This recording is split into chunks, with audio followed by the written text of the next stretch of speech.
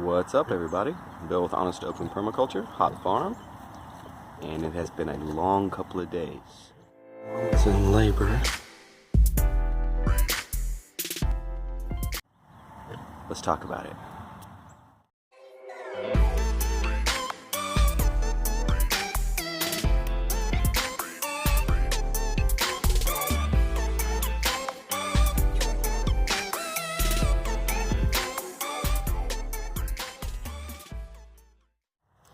In this video today, I'm going to be giving you guys a rundown of how my last couple days have been while she's been giving birth. There's going to be some joyous moments, there's going to be some sad moments, some emotional moments. I tend to get pretty emotional during births, well, after births. During the births, I'm in the zone, I'm ready to go. Let's do what we need to do to get the job done and everybody's safe. But afterwards, maybe all that emotion catches up to me, all that adrenaline, and the lack of sleep doesn't help. But I get pretty emotional during births or after births. After the birth, not after birth. I think it's a combination of just a new life coming into the world, and me having a huge part, a big hand in facilitating that life into this world, into putting my sows together with my boar. And this one, especially with this one, she had problems on her last time and didn't have a single one make it. This one I actually had to help her. I learned how to help her after I had that bad experience with her last time, and I had to help her on almost every single one of these. Like I said, it'll be some of the sad stuff along the way and the good stuff along the way. Let me go ahead and give you a preview of the good stuff. Look at these little cuties. Mama, thank you for your piglets. So I'm going to start this story off by the day of. That morning I woke up. I had a pretty good pork order for the little grocery store we provide pork for. And I know I needed to build a house for Floppy because she is giving birth, and I don't want him with her. And the house, the 10 by 10, if you remember, that was over there, he tore it down completely. Now I did all my normal morning chores, and then delivered some pork. Then I had to go to Track Supply, get some feed.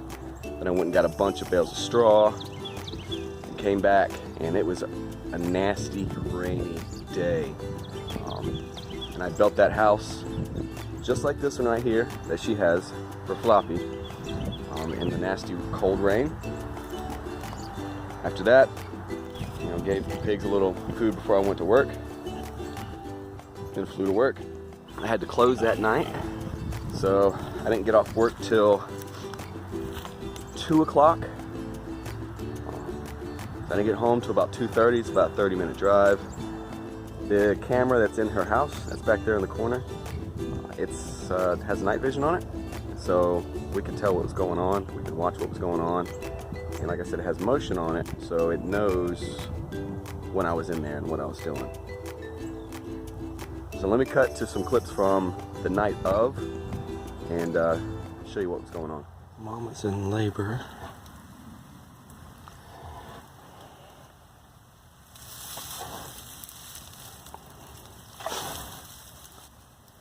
Came out and checked on her, and she had some discharge, so I knew she had started. Good girl, Mama.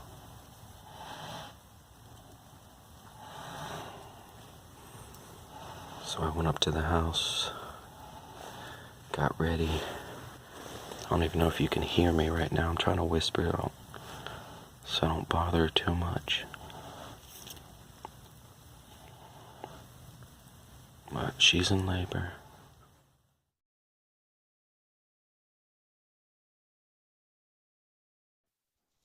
This part of the video doesn't have any audio, so I'm going to do a little voiceover for it. The first question you may be asking is, why does he have a gun? Things go bump in the night. The predators go bump in the night. We've had some predators get a duck lately, so I keep a gun on me, especially when I'm at night out there. What I just did was I reached over into a bucket of soapy water and I'm lubricating my arm up so I can go in and grab a baby. At first she didn't want me to go in, so I needed to lubricate a little bit more, the outside of her vagina, my glove. Then she let me go right in. This baby wasn't far in, it was pretty close. I was able to grab it right there, pull it out, and then immediately start rubbing it off. I want to get its face clear, get it clear of all the slime and the gook, clear its nose, his nose out, clear its mouth out, stick my fingers in its mouth like right here, pull out the gunk, then keep rubbing it. And when it starts moving and gets a little active, I put it with its brothers and sisters in this big blanket we have over here to keep them warm together. Keep them huddled together and keep them warm. Now, as soon as I pull one out, I want to go back in and see if there's another one sitting there. Because the first time I went in, there was one sitting there. I pulled it out. And I immediately went back in. There was another one sitting there. I pulled it out. And the third time, I immediately went back in. There was another one sitting there. I pulled it out. But the fourth time I went in, there wasn't one sitting there. So then I had to wait for her to push it from deeper in the womb to kind of the beginning of the birthing canal, where she wasn't, for some reason, able to get it the rest of the way out.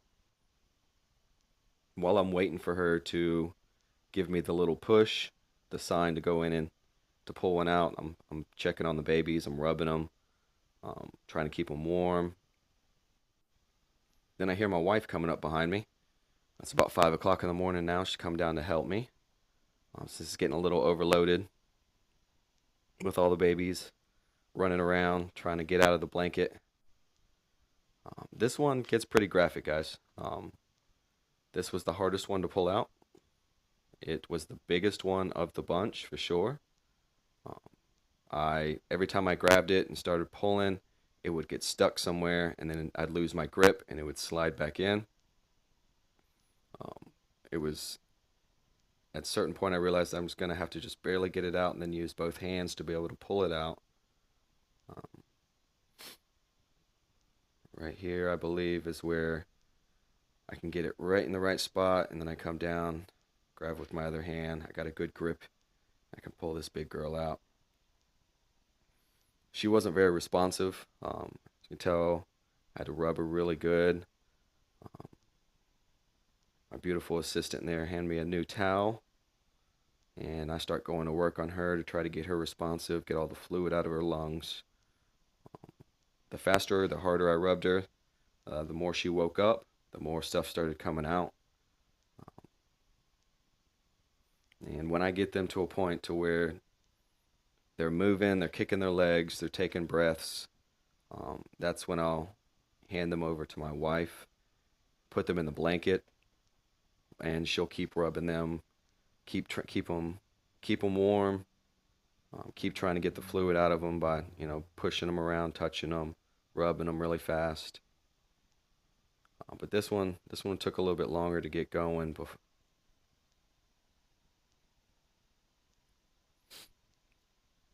Thank goodness Aaron was there to help me. That would have been a lot of work by myself.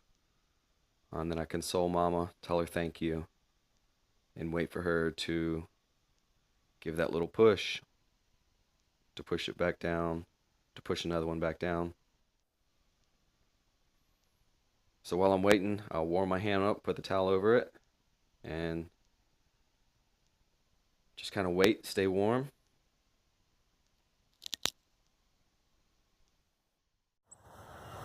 I got ice all on my beard.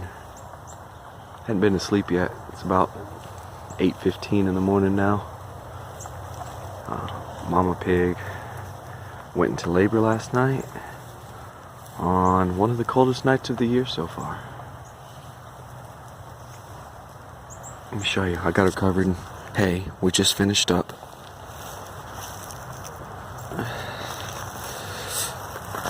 It's still really cold, so I'm going to show you guys the babies real quick. And then I'm going to cover them back up.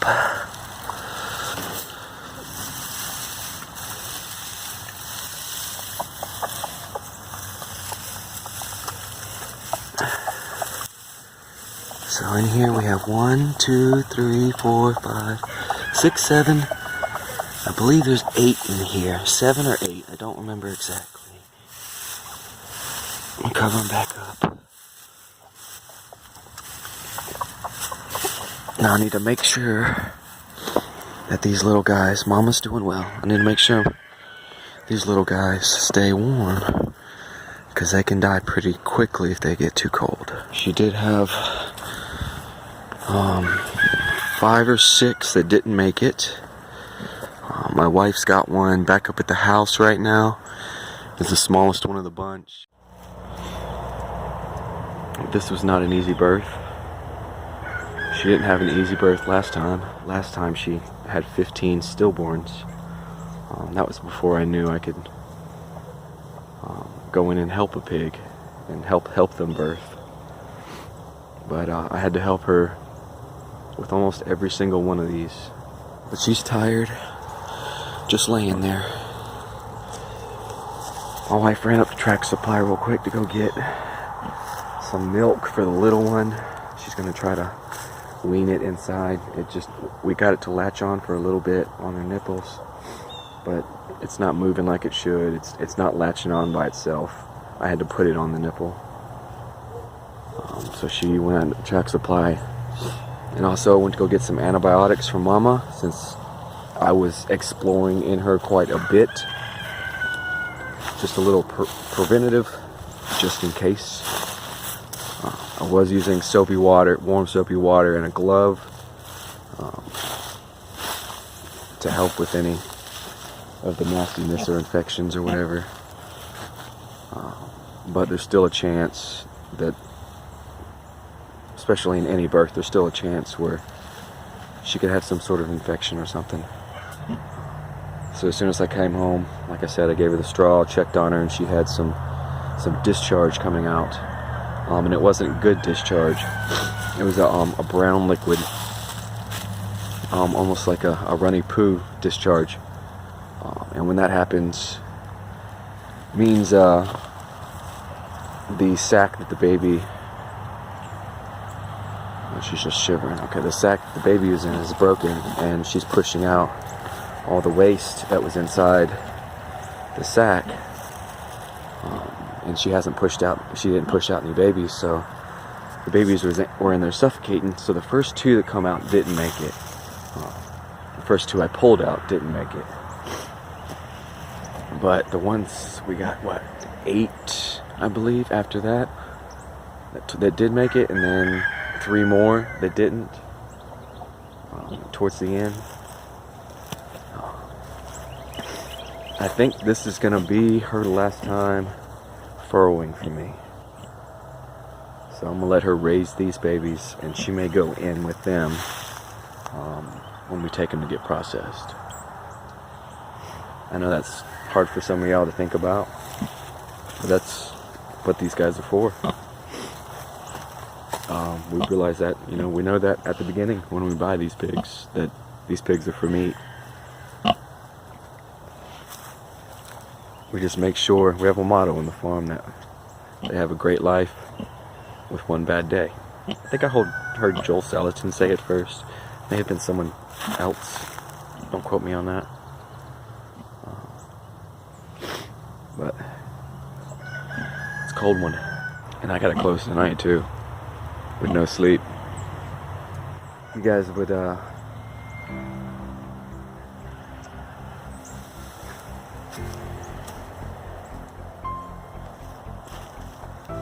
you guys would put out there, just your good vibes for Mama, make sure she recovers, that'd be much appreciated. But she's doing well right now. If I had to guess, probably went into labor, I don't know, around 12 o'clock. Or started showing signs to me, maybe around 12:30-ish. Like I said, it's about 8:30. I don't know, maybe not 8:30, 9 o'clock now. So what's that? What's the math? 12, that's 9 hours. That's not bad. So that was my past 24, 48 hours. Just taking care of her. She had 13 in total. Right now we have 7 that are still making it. 5 of them in the birthing process didn't make it. One of them didn't make it when I came out this morning. Either Mama rolled on it and it wasn't fast enough to get away. That's what usually happens. I mean, it's known that pigs will squash their young. If the baby pig isn't fast enough, isn't aware enough, it's probably going to get squashed. The whole survival of the fittest thing really is true with baby pigs and mama pigs. So when she goes to stand up, if they don't scatter and she goes to lay back down, they're not going to make it. So that's our story for these baby piglets. I don't think I'm going to breed her again, like I said before. She's had problems the past 2 times. The first time she did really good. I didn't have to help her at all. She had them before I even knew she had them. I came down to go to work, and while I came down to feed them for work one time, and she was laying there with 12 babies alive, running around. And ever since then, she has not been having an easy time. So she is not going to get bred anymore. Unless I change my mind, which is possible. So thank you for watching, guys. I hope you enjoyed it. I hope it didn't make you too emotional. If it did, I think that's a good thing. It's hard to explain. It's